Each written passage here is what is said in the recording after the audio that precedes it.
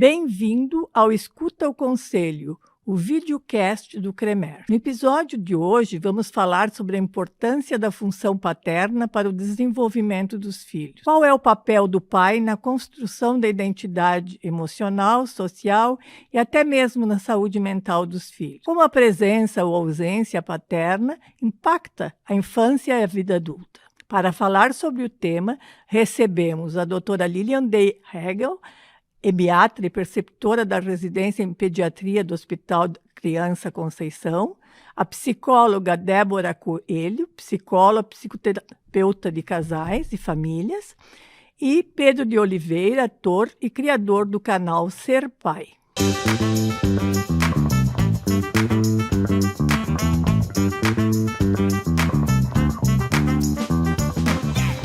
Bem-vindo a todos. Quero que cada um de vocês possa se apresentar, começar pela doutora Lilian. Bom, é um prazer estar aqui, eu agradeço muito a relevância do tema.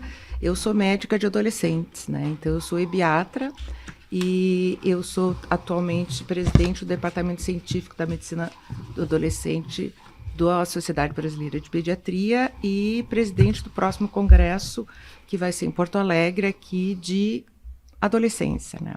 E é um prazer discutir o tema, porque para a adolescência, pai é fundamental. Para médicos de adolescente, pai é fundamental. Para todos, pai é fundamental, né? O impacto que tem uma presença paterna é fundamental, e para as mães também, né? Então, é um tema muito rico e estou muito feliz de estar aqui. Débora? Então, boa tarde, obrigada pelo convite. Eu sou psicoterapeuta e há 24 anos eu trabalho com clínica e desde 2013 eu me dedico a casais, a famílias, e certamente a questão da paternidade é um advento que hoje, né, traz um cenário de várias perguntas, dúvidas, porque ele vem nos interrogando sobre qual o lugar que a mãe tem, que o pai tem, que o masculino tem da nossa nova cultura e como a gente trabalha com conflitos e dificuldades, né? Porque por mais que a gente pense em termos de saúde, né? Como é que a gente desenvolve saúde nas crianças, nos adolescentes, a gente tem que pensar em como habilitar, sensibilizar os pais para que eles ganhem saúde também. Então, acho que esse é um grande desafio e um belo tema para a gente conversar hoje. E eu sou o Pedro de Oliveira, eu sou o criador do canal Ser Pai, que é um projeto que busca incentivar os homens a serem pais mais participativos, conscientes e responsáveis na criação de seus filhos. Eu criei o canal Ser Pai logo depois da minha mulher falar que estava grávida, e eu fui conhecer meu pai biológico com 18 anos. Eu ainda tive algumas figuras paternas durante a minha vida, o meu padrasto, o meu avô, e só que eu não sabia o que era ser pai. Eu brinco que eu aprendi a ser pai com a minha mãe. Né? Então eu não vejo muita diferença entre as duas, o pai e a mãe. Para mim os dois são basicamente cuidadores, né?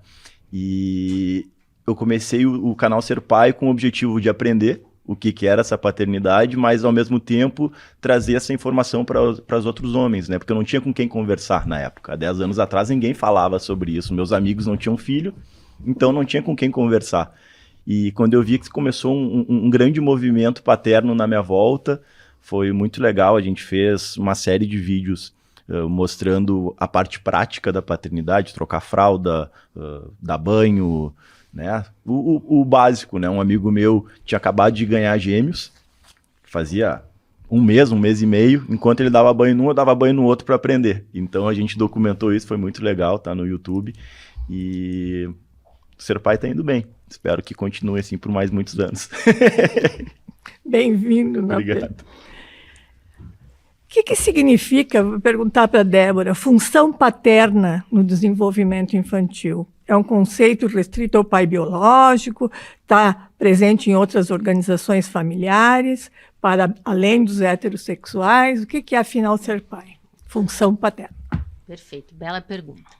Função paterna na psicanálise, ela é diferente do pai biológico. Né? A função paterna, ela é uma função simbólica. Ou seja, a gente vai pensar na díade, né, na relação fusional mãe-bebê, que é a mãe que está acolhendo, que está cuidando, que está nutrindo, e nessa relação da mãe com o bebê, e depois com a criança ali na primeira infância, tem um terceiro que entra. E esse terceiro que entra é o pai, né? O pai simbólico, que no caso, o pai simbólico, ele vai trazer o quê? A lei, o limite, a ordem, para separar aquela fusão da mãe do bebê, né? E depois a apresentação da cultura, da norma. Então, no caso, por muito tempo se associou a função paterna com a ideia do pai biológico, esse pai patriarcal, né, que vai ser dominante, que vai dar a regra, que vai dar a lei. Mas a ideia hoje, né, que a gente tem é de parentalidade. Então, um homem ou uma mulher, a avó, os cuidadores, um casal homoafetivo, vai ter ali o símbolo de colocar um limite no seu filho e na sua filha. Então, essa é a função paterna, não precisa de um homem, né, de um pai biológico, nem de um homem para ser exercida. Ela é uma função simbólica, uma função psicológica, na qual ela estrutura o sujeito, para que o sujeito consiga internamente entender o que ele pode e o que ele não pode, quais são os seus limites, né? Então, hoje, eu acho que a grande questão é a gente entender que numa família homoafetiva, né, ou se é uma mãe solo, então a criança vai ficar afetada porque não tem função paterna. Mas a função paterna é tudo aquilo que a mãe, ou os pais, ou os cuidadores vão colocar, que são um interesse fora da criança, né? Que diz assim, eu te amo, mas o mundo é maior, existem outras coisas no mundo. Então, eu não vou ficar grudado, fusionado contigo. Vem conhecer como o mundo é interessante. Eu vou, né, polemizar um pouquinho. Se a gente abriu, né, essa função paterna, né, essa abertura, colocando nessa função mulheres, não acaba afastando mais o pai, né, homem, dessa função? Eu acredito que hoje nós temos dois grandes movimentos para serem trabalhados com homens e mulheres. São os pais que se esforçam para ganhar um lugar, porque as mães ainda são muito detentoras dessa função do cuidado, e não permitem com que os seus parceiros possam cuidar os filhos, principalmente os bebês. E pais que não querem cuidar, que preferem escapar desse lugar por achar que não sabem. Ou terceirizam. Ou é mais fácil, não é que não sabe. Às vezes é mais fácil, né? Porque cuidar, né? Cuidar dá trabalho. Muito. Né, a função, né, eu trabalho com adolescentes há mais de 3 décadas, né, e a função, eu sempre digo, a função dos adolescentes é querer o sim, a função dos pais é dizer não, tá, mas como é que vai funcionar? Bom, vai funcionar nessa discussão. Então, neste período que a gente vê, né, e até vou contar um exemplo que eu acho que quando me convidaram, eu digo, eu tenho que contar isso, eu atendo tanto adolescentes em consultório como em instituição pública, né? E aí veio um pai, né, com o celular na mão, chamei, digamos, João. Entrou o João, né, e o pai, e eu sentei e disse, bom dia, tá aqui que eu posso ajudar. Doutor, não sei, eu só sou o pai. Bom, então eu vou te contar uma... Não, calma. Não, calma, olha, não. E aí eu fiquei parada, e aí eu disse, meu Deus, como é que eu vou trabalhar? Vamos lá. E eu disse, mas que maravilha, eu estou encantada com a sua presença aqui. Porque que bom que o senhor está precisando. Bom, doutor, assim, doutora, eu vou lhe dizer uma coisa. Faz tempo que ninguém me elogia. Gostei da senhora, vou trazer ele sempre.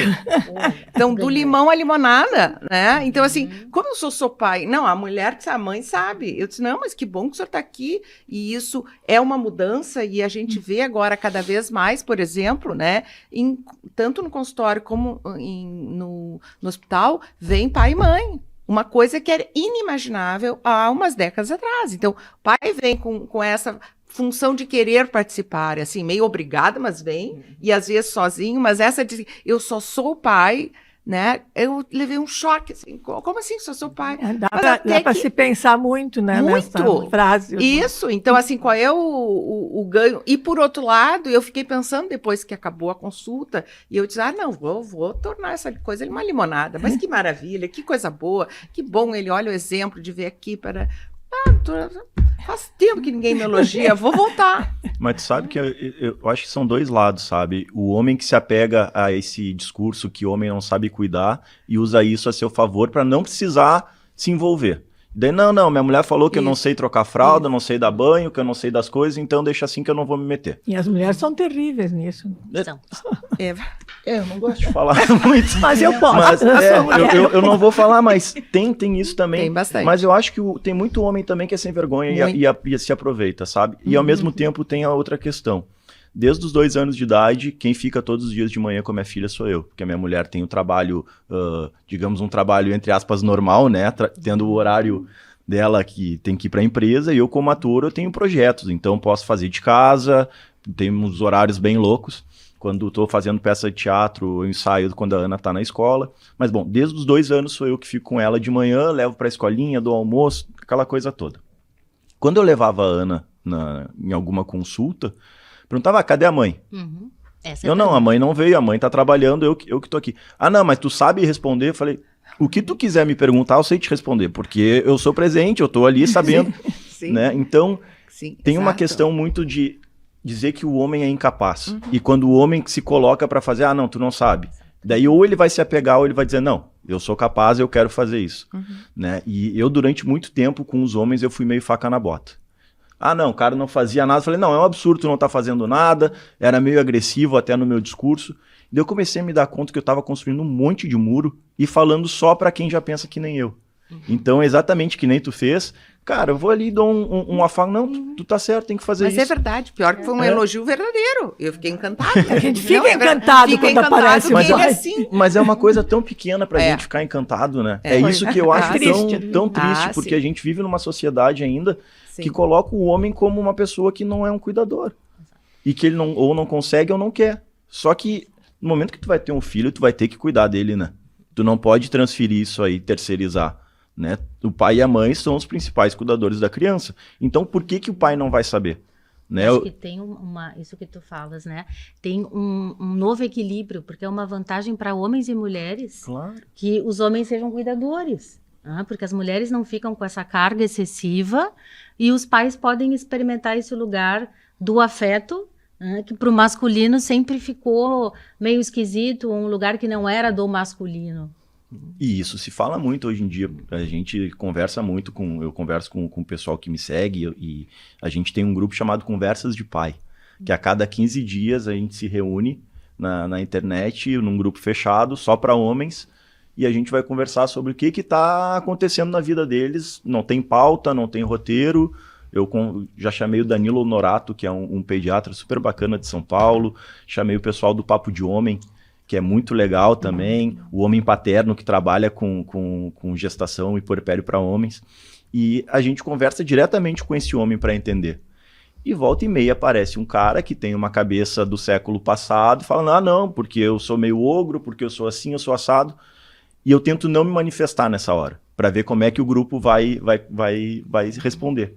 E eu tô vendo que os homens hoje em dia já respondem mais a isso. Falou, cara, olha só, eu era assim também. Começa a trazer para si o seu exemplo e mostrar que é possível mudar, né? Eu lembro um dia que eu achava que eu era um super pai logo que a Ana nasceu e a Milene falou para mim, olha só, eu tô cansada de ter que te falar o que tu tem que fazer. E daí naquela hora eu me dei conta o que era carga mental. Né? Que a gente não fala da carga mental das mulheres e que é muito culpa dos homens, que tem que ficar, não, vamos fazer um estrogonofe amanhã. Tá, mas tem a carne do estrogonofe, tem o creme de leite, tem tudo para fazer as coisas e a gente acaba não se dando conta. Então, é muito papel do homem ele entender que a paternidade é proativa.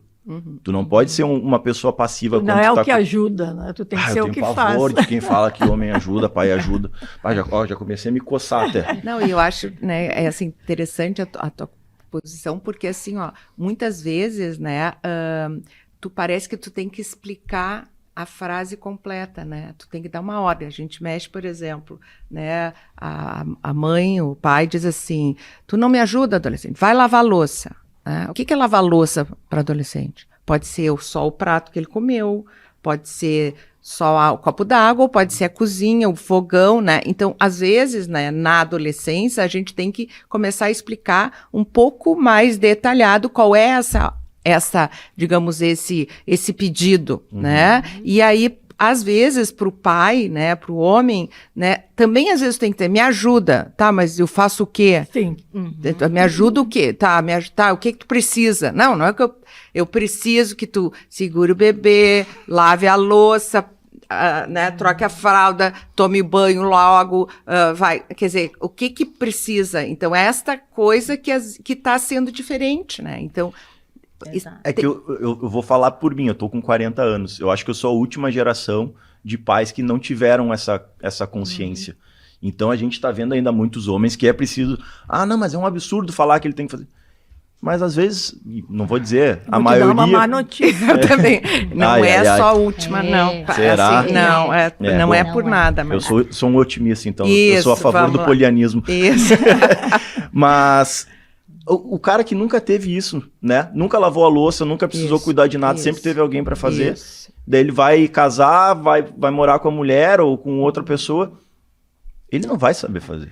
E não vai ter a noção, né, das coisas. Mas aí que a gente pensa, né, nessa cultura fluida, porque vem toda essa onda do feminismo, das transformações culturais, e o que isso implica em diferentes núcleos. Porque tem os conservadores, tem aqueles que vão querer permanecer em um lugar que é um lugar de conforto, ou seja, melhor eu estar nesse ambiente do trabalho da rua, e domesticidade eu não quero.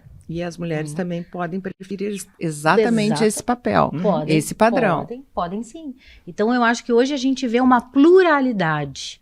Né? Assim como tem pessoas que vão manter assim, esses papéis de gênero, tem outras que vão desconstruir. E o importante, eu acho que é a gente, né, enquanto pai, mãe, ou trabalhadores de saúde, enfim, que trabalha com arte, a gente está nesse espírito do tempo, né, de também, como tu falaste também, sabe, Pedro, é acolher quem tem uma conduta diferente, né, e poder sensibilizar, porque a importância do afeto, do explicar, tá desde o pedido, né, o me ajuda é um pedido de socorro, mas aí, quando a mulher fala, me ajuda por quê? Por que eu preciso de ti?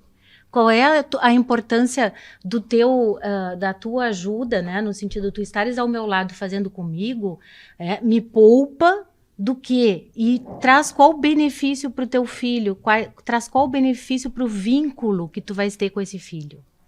Eu acho que explicar, falar, trazer o amor assim, para a cena, né? Para a conversa do casal, é muito importante, até para que o cara entenda, né? Não é porque ela quer me controlar, não é porque ela acha que eu faço tudo errado. Ela só manda. É porque tem um sentido, a gente é uma família, todos vão participar. Aí fica um pouquinho melhor, né? Muito melhor. Extremamente melhor.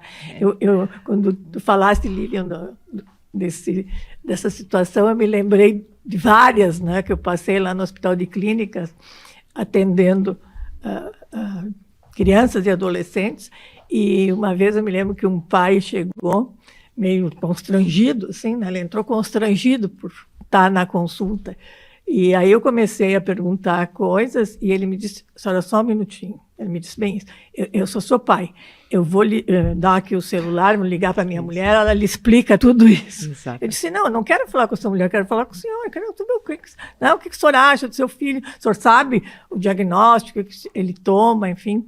O meu ambulatório era de doenças psiquiátricas graves, né? E assim ele foi um pouco de vergonha, mas foi indo claro. Até que a gente conseguiu conversar razoavelmente. Assim como eu vi coisas horrorosas. Tive um caso que eu chamei um pai para ver se eu conseguia motivá-lo para cuidar mais dos filhos, estar mais presente, e ele me disse, doutora, se eu não estou interessada na vaca, eu não cuido dos bezerros. Meu Deus. Assim, Meu Deus. Doeu no coração. Eu simplesmente levantei, abri a porta e disse: a consulta acabou. Porque depois disso. Então, assim, tu ouve de tudo, né, dessas questões. Entre outras coisas médias. Na época, foi antes da pandemia, eu tinha em torno de 840 pacientes ano. E muito poucos pais, não? Então, eu resolvi fazer um levantamento. Peguei todos os pacientes, fui ver a questão dos pais. 5 pais vinham à consulta e sabiam o que me dizer. Ou dizer para os residentes o que se passava. De 842. Nunca vou me esquecer desse número. 20 vinham até a consulta. Mas era liga para a mulher, não sei, não sabia informar, acabava que as crianças ou os adolescentes que informavam. E tinha mais uns 10, assim, que vinham para a consulta, mas ficavam do lado de fora, não entravam na sala de consulta de maneira alguma, nem que eu chamasse, que não entravam. Então, assim, isso de 842 pacientes. Então, é impactante isso, né? É impactante. Tanto que eu dizia uma frase para os residentes, que eu dizia que quanto mais grave a doença do filho, mais rápido o pai vai embora. E isso a gente via muito na questão dos autistas, né? Eu me lembro várias vezes que eu tive que dar o diagnóstico de autismo e a gente dá com dor no coração, né? Porque a gente sabe o que vem pela frente. E eu me lembro de uma consulta especialmente, que era uma família diferenciada, apesar de ser no Clínica SUS, era uma família diferenciada porque não tinha encontrado resposta para o problema da criança, acabou no Clínica. E ele me perguntou 3 vezes na consulta, assim, a senhora tem certeza que é autismo?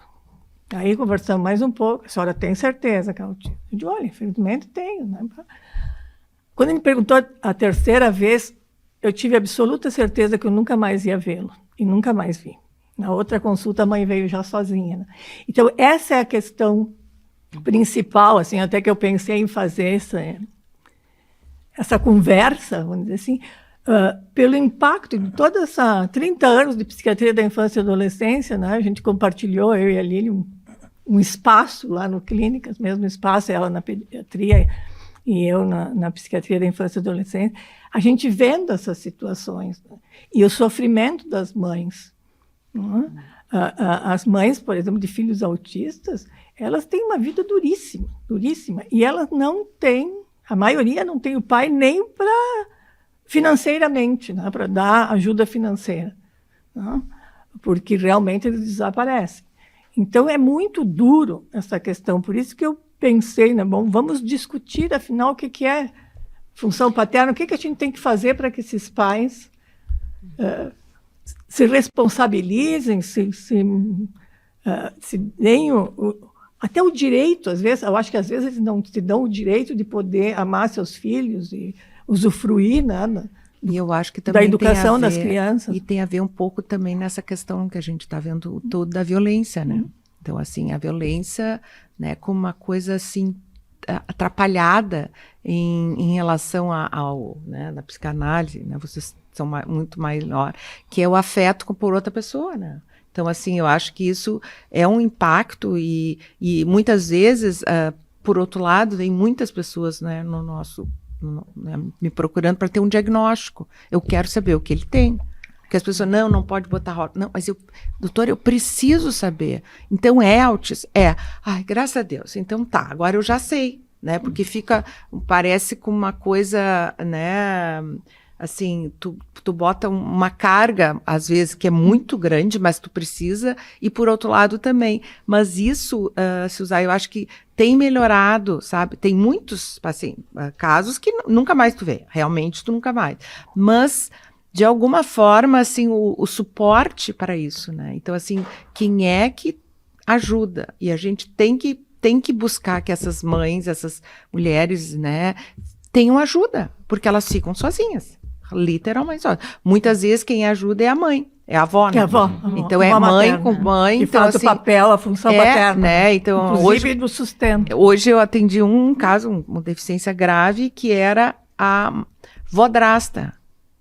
Então, a avó drasta é que ficou com ele, porque a mãe biológica, né, muito doente, né, deu para adoção, o pai que tinha uma diferença de 50 anos para a mãe, morreu, e aí ficou com a avó. Então, a avó drasta, né, que é o que cuida da paciente visite, com todo amor, com cuidado, mas, né, então eu acho que essa coisa de entender qual é o papel, né, então, qual é o papel, então desde que nasce, né, não é só o espermatozoide, nasce, né, não é só o espermatozoide, uma das né. coisas que a gente tem que pensar também, até atiro a pergunta para vocês, qual é o papel, né, do pai durante a gestação? Né? Com certeza. Acho que Porque começa já aí, tem, né? já tem um filho ali sendo, né, criado, né, crescendo, e parece que o pai não precisa participar disso, né, quando na verdade tem uma função também importante nesse momento. Só deixa eu voltar só rapidinho, já vou para a tua pergunta, desculpa.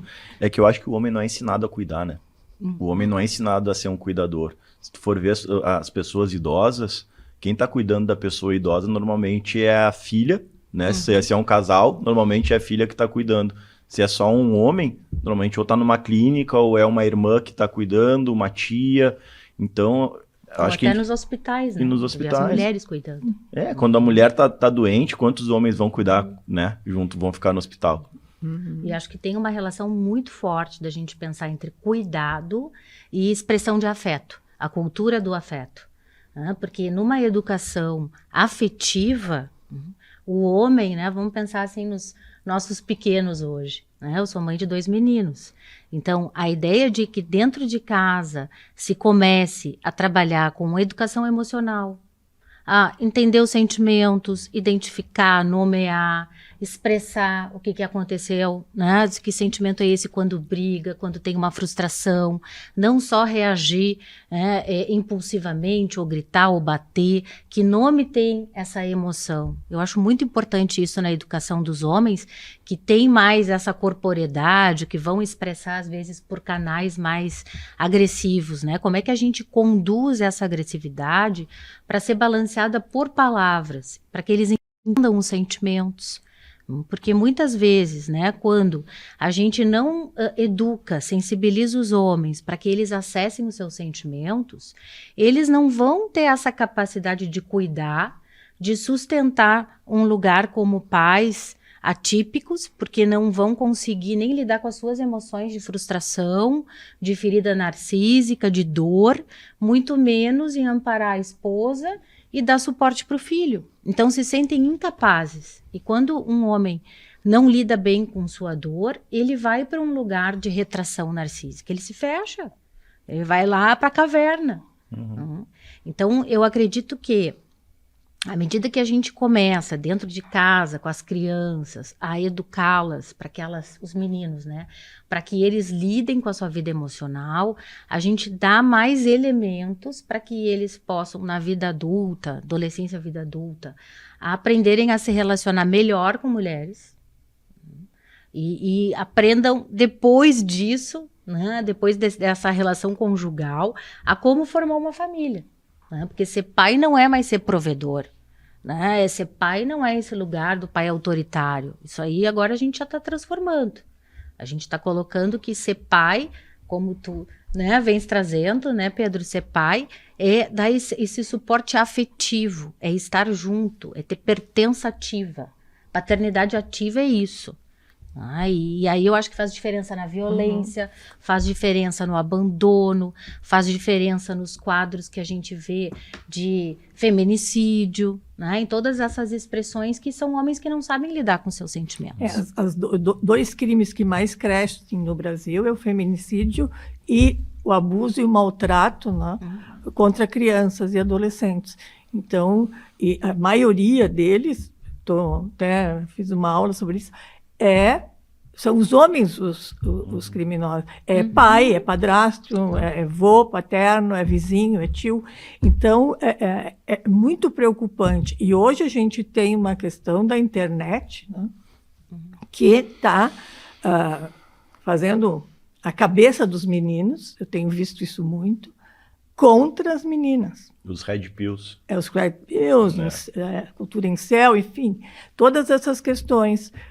Vários pacientes meus, meninas, até uns meninos, me contam assim, coisas que acontecem na escola que, sabe, eu fico assustada. Eu digo, meu Deus, então eu, né, que sou do século passado, a minha geração, então, de adolescentes, anos 70, nós éramos muito mais modernos do que hoje, né? Tinha muito mais igualdade, e parece que o mundo, nesse sentido, deu para trás, né? Então, e a gente começou a revolução feminina, faltou talvez uma revolução masculina para acompanhar, né, a feminina. Então, isso me assusta muito, né? O que eu vejo é os meninos ficando mais violentos, mais contra as meninas, de uma forma até muito mais perigosa.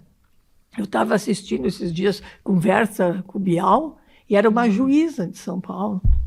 E ela contando assim, do que antes o que se via era tráfico, era roubo, né, dos adolescentes. E que agora não, agora é violência contra as meninas, violências assim a níveis assustadores.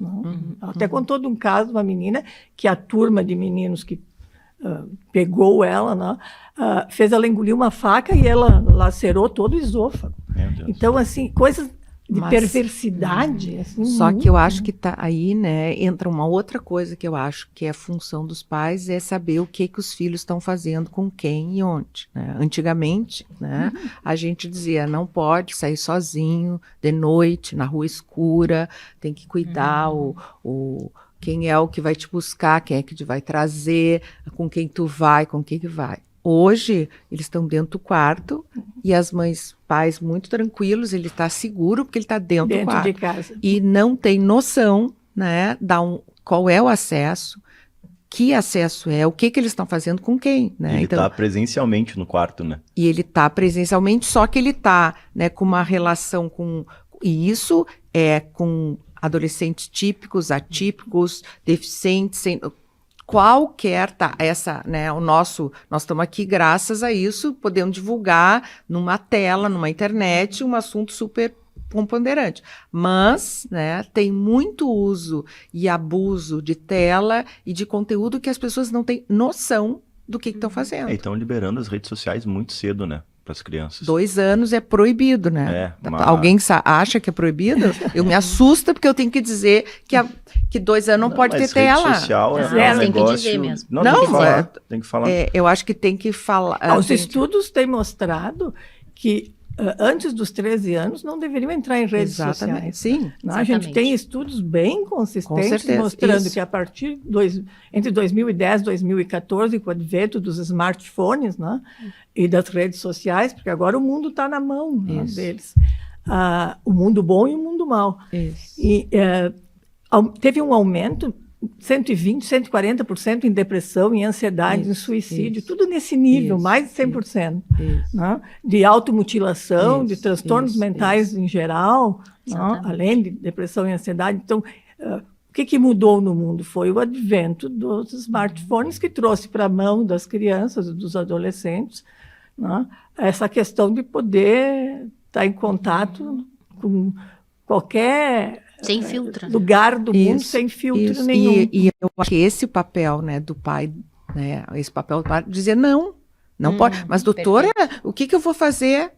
Não, pega o celular. Mas ele fica a madrugada inteira com o celular. Então, tira o celular.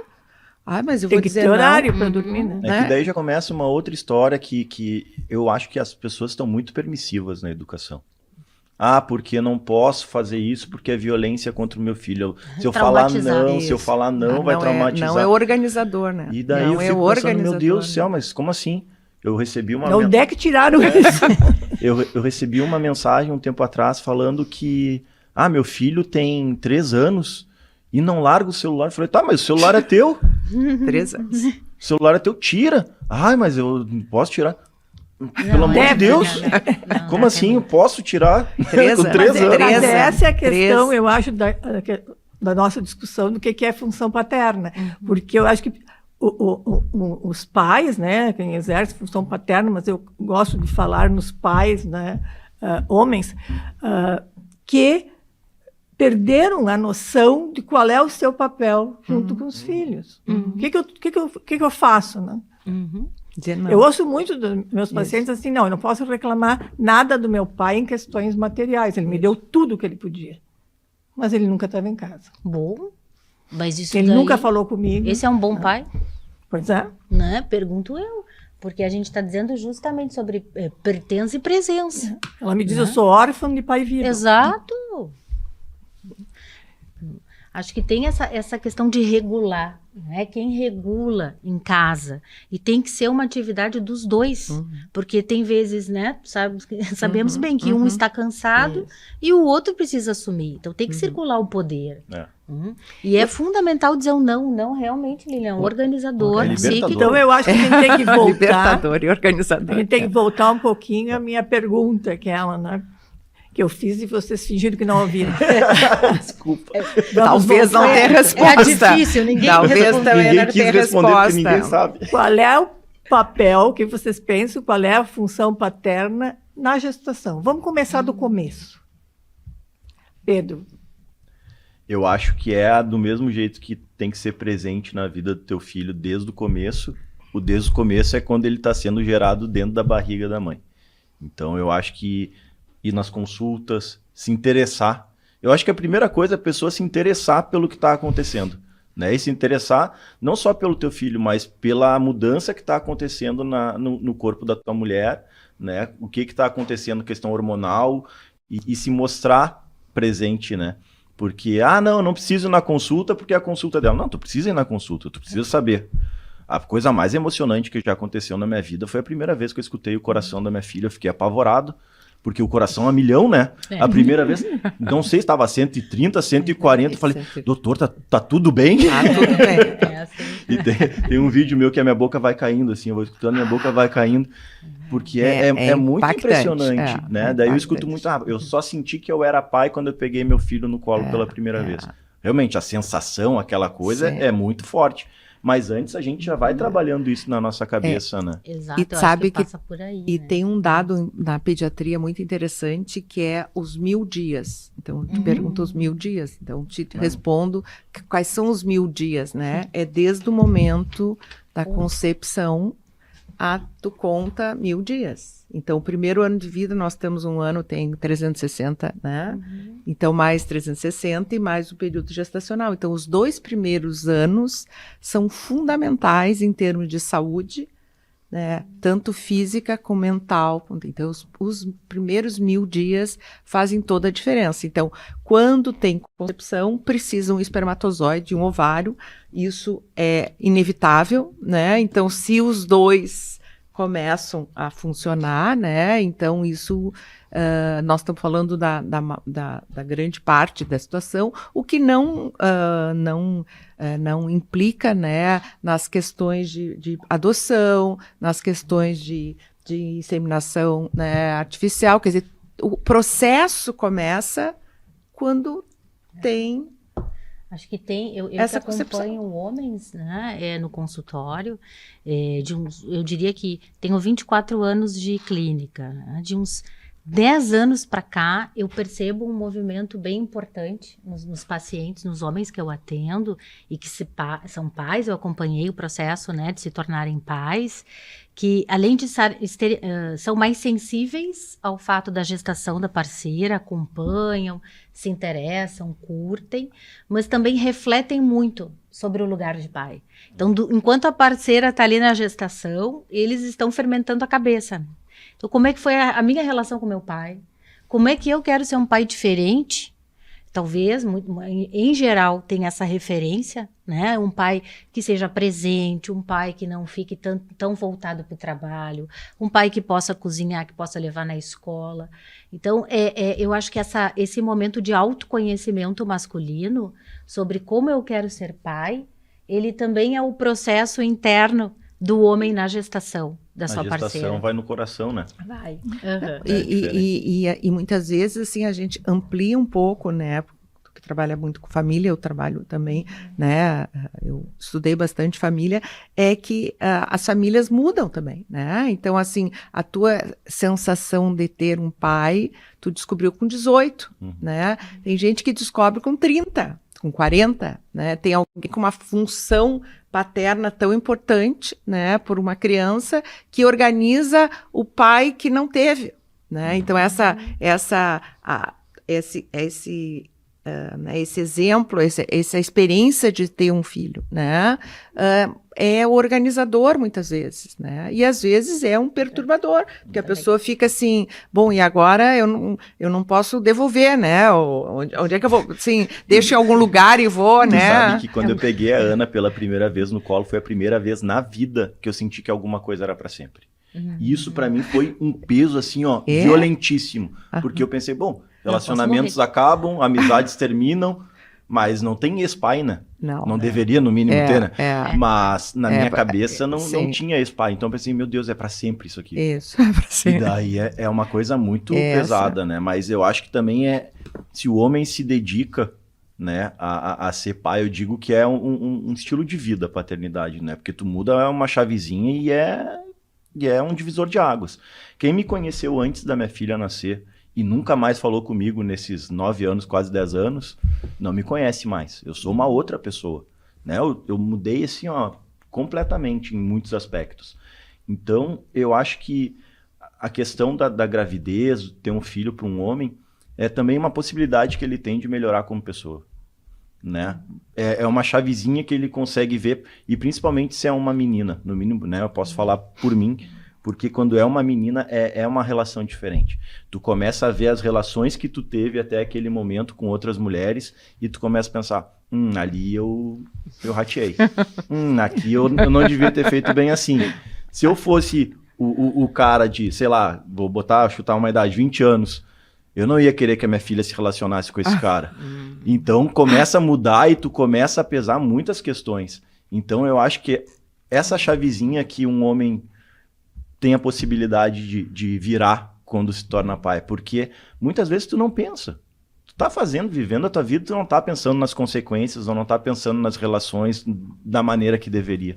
Mas quando tu tem um outro ser que tu ama incondicionalmente, que é o maior clichê, mas é a maior verdade que tem, e eu acho que é uma possibilidade que tu tem de mudar como pessoa e melhorar. Eu acho que essa questão que tu falaste, né, de pensar se serviria para tua filha um homem que nem tu, né?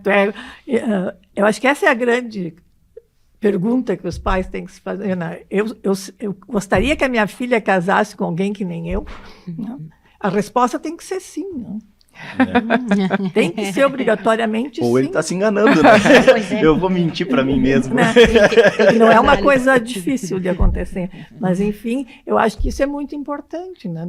Dos homens também se darem o direito de sentir essas coisas, né? Esse amor que é diferente, é um amor que tem uma via, né? Só, pelo menos no início, que tu ama o filho, né? E o filho vai te amando também. Tu poder... o homem tem que dizer, eu sou teu pai para ser pai. Né? Porque não nasce dele.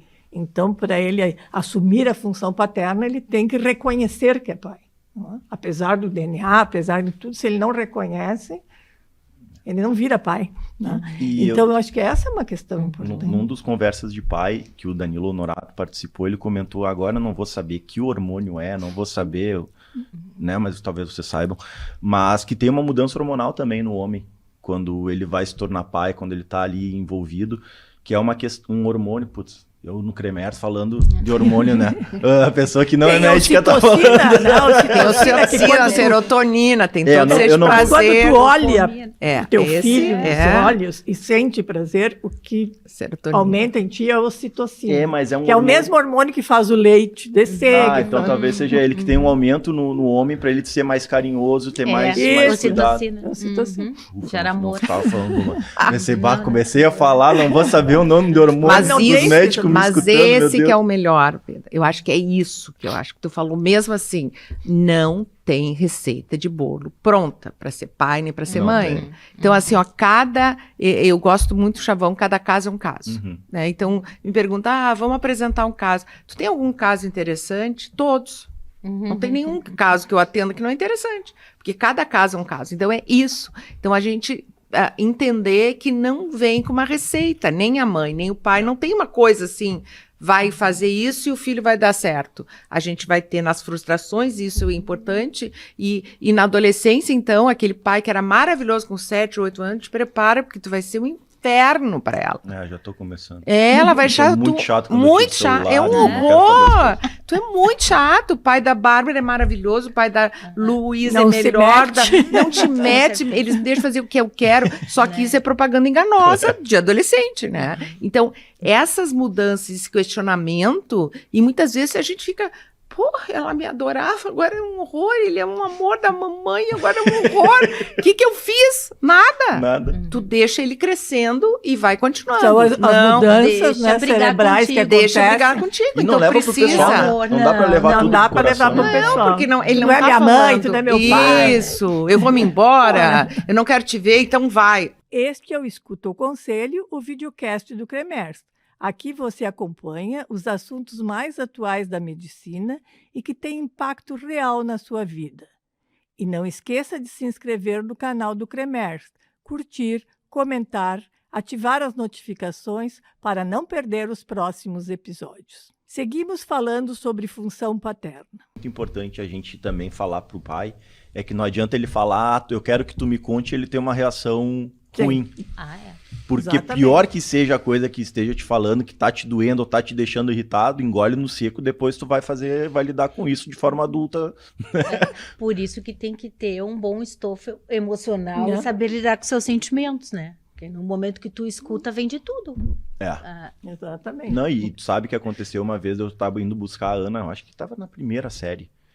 E daí eu tô chegando pra buscar ela, tá um menino mais velho de uma outra turma, falando com um menininho da turma dela. Ah, aquela ali que é tua namorada. E o pai chegou. Eu não tava preparado pra Primeira aquilo. vez que escutou, tremeu. Mas me subiu o sangue de um jeito que eu pensei, meu Deus do céu. Eu comecei a ficar nervoso, comecei a ficar irritado. E eu, não, é criança, não, né? Vamos conversar, é criança. Mas é muito difícil tu escutar algumas coisas. Mas também tem uma inadequação Claro, muito grande em relação a isso. claro. E às vezes é um esforço da família dizer, esse é o teu namoradinho, essa não, coisa. isso- Aí e é um era bem horror. isso que estava acontecendo. Com certeza, E daí, porque sabe, isso era é da coisa da família, não é? Então isso é um desastre, né? Mas isso tu eu acho chegar que... do nada e escutar Não, isso é... pra mim Não. foi muito ruim. Sempre a reação do pai para essas notícias, sempre assim, meio afundar no sofá. Por mais que eu tente ser um cara assim pra frente, aquilo me bateu ruim. Mas tem que ter. Que bom, né? Que bom que bateu. Vamos É ver isso, o que eu faço isso. com isso, como É é que eu vou ótimo, lidar com exatamente. isso, que é coisa importante. É ótimo isso. Mas eu acho que essa questão, né, que está permeando a nossa conversa é assim, tem que escutar os filhos, tem que se aproximar, tem que viver a vida, né, de pai junto com os filhos. Pode ser, olha, uma aventura maravilhosa, né? Pode ser algo assim encantador, né? Uma função, um pai que está ali constante, que eu acho que isso só torna a pessoa, como tu disse, melhor, né? Assim como para as mães também. E acho A que, gente vai aprendendo, né? Não vem com receita, né? Não vem com bula. A gente vai aprendendo a como lidar. E quando a gente está aprendendo, começa a adolescência. Isso. Aí, E aí a gente tem que aprender tudo de novo. O teu filho é a pessoa que mais quer ter uma boa relação contigo, né? Exato. Mas É ninguém verdade. no mundo quer ter uma relação boa com contigo do que teu com filho. certeza. Pode Então, espernear. né, faz jus a isso aí, né? Pelo Pode amor de Deus, espernear, pensa um pode pouquinho. reclamar, pode espernear, reclamar, mas é o que eles querem. Né? Exatamente. Uma das coisas assim é duro de dizer, mas um pai pode matar um filho sem grandes repercussões emocionais. Agora, se um filho matar um pai, ele sucumbe, porque é um amor que sabe que ele tem, que é necessário, que ele não aguenta. Então essa é uma questão, acho isso é muito mitológico, mas é uma verdade absoluta. Assim. O filho ele vai amar o pai, seja o pai que for. Eu vi uma frase Sim, muito boa é que verdade. dizia: tu pode maltratar teu filho, ele não vai deixar de te amar, ele vai deixar de se amar, né? Exatamente. Essa é Isso, uma se tu parar pra consequência. pensar, Bah, isso é muito horrível, né? Muito Porque horrível. bate Eu acho que na nós vamos ter que autoestima. marcar outro Não, vai para pra continuar falar essa. do estrago Isso. que uma ausência paterna Isso ou é de verdade. pai, de mãe, inclusive, Isso. faz para uma criança, né? certeza. Pode Que cura fazer. isso. Tem algumas que têm resiliência e Exatamente. né, conseguem dar conta, mas a maioria Sucumbe. tem um sofrimento danado. Hoje em Aham. dia se discute muito isso da questão das redes sociais. A gente sabe que é um perigo, enfim, mas não é só isso. Né? Eu acho que tem também a questão de que as famílias estão doentes, as famílias estão disfuncionais, né? Tem muita separação. Eu já ouvi assim, tu é contra a separação, então tu tem que aguentar uma relação que tu não está bem. Não, não é isso, mas é lamentável. Um filho sucumbe a uma separação. Né? A separação pode ser terrível, até porque muitas vezes as crianças são usadas como bala de canhão, né, para atacar o outro, que é outra tragédia. Então, eu acho que nós vamos ter que começar a pensar num outro. Já vamos convidado trocar novo. Eu acho. Corta aqui, esse Bora, já começa.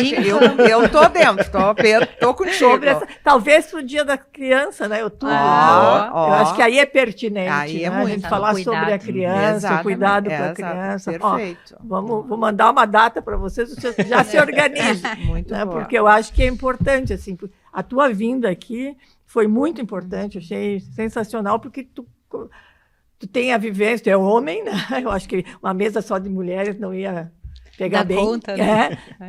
E tu é muito sincero no que tu diz, né? A tua verdade, tu fala sem nenhum receio, assim.